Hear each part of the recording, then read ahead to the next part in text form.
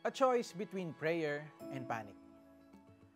Para sa isang taong may pinagdadaan ng matinding problema, malaking encouragement ang kwentong mababasa sa Matthew 8:23-27. Sumakay ng bangka sina Jesus at ang apostles niya para makatawid sa Sea of Galilee na kilala sa extreme weather changes na pwedeng mangyari sa isang iglap. Pinalilibutan ang lawa ng mga burol na pinanggagalingan ng malamig na hangin. But beyond these hills, mainit at humid ang hangin. Kapag naghalong mga ito, furious and terrifying storms can be the result. At ito nga ang nangyari sa araw na yon.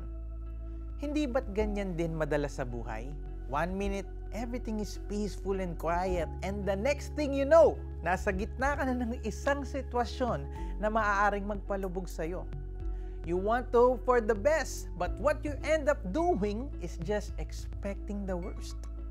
Mukhang yun din ang nangyari sa apostles. This is apparent in the English Standard Version of the Bible kung saan ginising nila si Jesus by saying, "Save us, Lord! We are perishing!" Napansin ba ninyo na hindi naman lumubog agad ang bangka? At nakasakay pa nga sila rito pero pakiramdam nila, nagsisimula na ang proseso ng kanilang pagkamatay. To think, kasama nila si Jesus sa bangka. Napakomment si Jesus sa maliit na pananampalataya ng kanyang mga apostol. But one moment later, bumangon siya at inutos ang pagtigil ng hangin.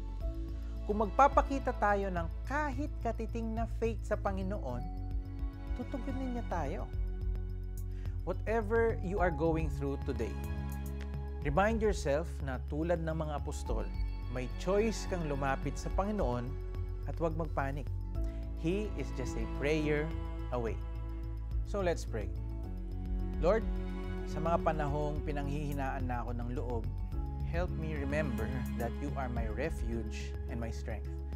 Handa kayong sumaklolo sa gitna ng pinagdadaanan ko. May pag-asa akong laging matatagpuan sa inyo. In Jesus' name I pray. Amen.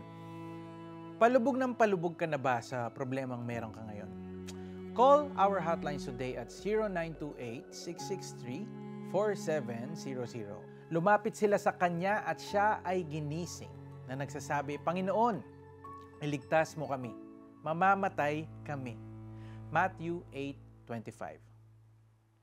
This is Jericho Arceo saying, when Jesus is on the boat, don't panic.